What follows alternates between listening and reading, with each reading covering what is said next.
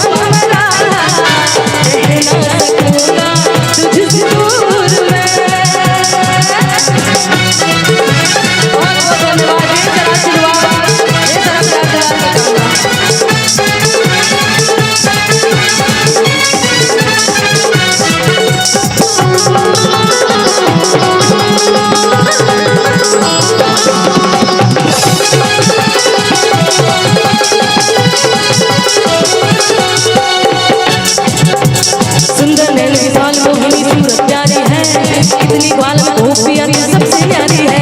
सुंदर नैन विशाल मोहिनी सूरत प्यारी है इतनी ग्वाल में गोपियाँ सबसे प्यारी है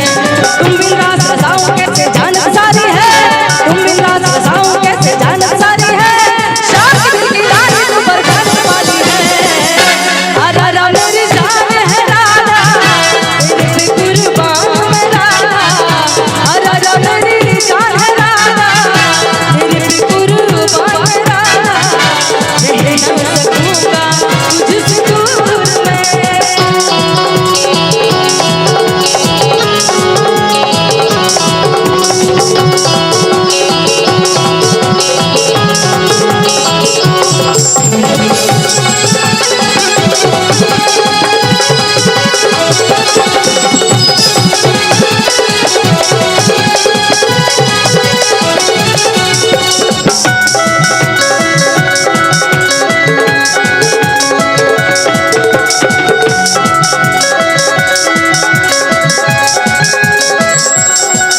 नाम पुकारे बंसी मोरी रे भैया में पहचाने राधा महक तोरी रे तेरा ही तो नाम पुकारे बंसी मोरी रे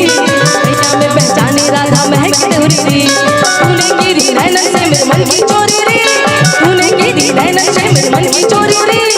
ऐसे चोरी कृष्ण का राधा गोरी रे प्रेम से बोल शंकर भगवान की प्रेम से बोल बासुकीनाथ की प्रेम से बोल काशी विश्वनाथ की आजा जा मेरी जान है राधा तेरे कुर्बान मैं राधा आजा जा मेरी जान है राधा तेरे पे कुर्बान मैं राधा रहना सकूंगा तुझसे दूर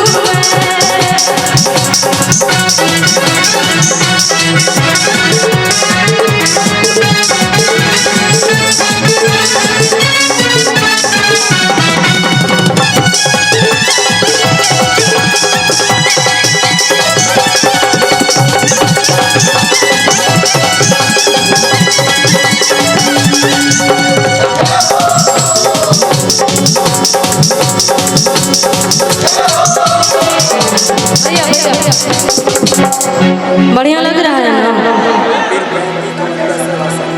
कौन सा? तिरपैती कांवरिया संघ की तरफ से बहुत बहुत पुरस्कार, ढेर सारा आशीर्वाद, प्यार दुलार की कामना बा। ठीक है जरूर आप